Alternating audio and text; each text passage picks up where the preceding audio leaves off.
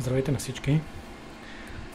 В това кратко видео ще ви покажа как изглежда фурната след цикъл на пиролитично самопочистване.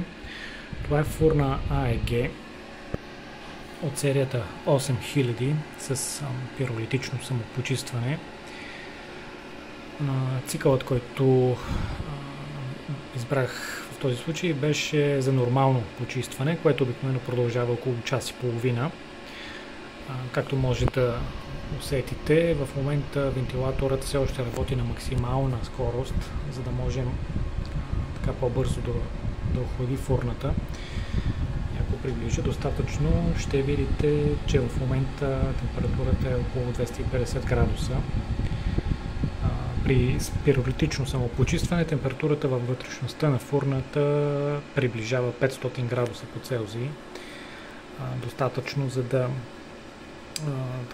да обгорят всички остатъци от пръски, от храни и така нататък в вътрешността на фурната.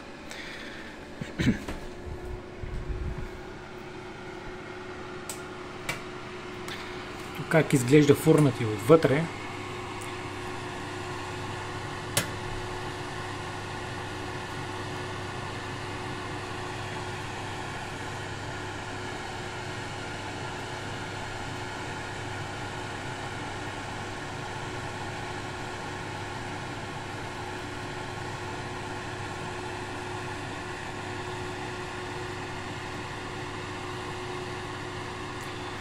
Както може да видите, предполагам, фурната е почистена изключително добре.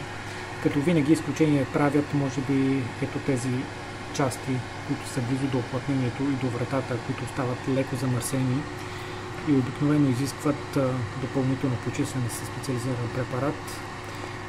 В нашия случай ние използваме препарат, който е на Electrolux AEG. Когато изстине фурната достатъчно, го напръскваме за около 5-10 минути и го изтърпваме с специална гъба, която не надрасква повърхностите. Така че като цяло пиролитичното почистване работи много добре. В случая фурната не беше максимално замърсена, както казах. Затова в повечето случаи ние обикновено избираме нормално почистване, което е около час и половина.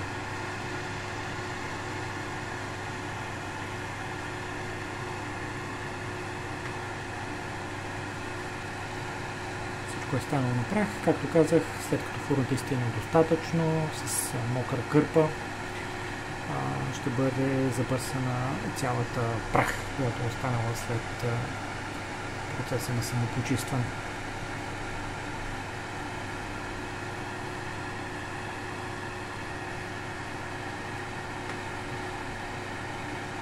Това е. Ако имате някакви въпроси, може да коментирате в секцията с коментари. Ще се радвам да отговоря на тези от вас, които имат някакви запитвания.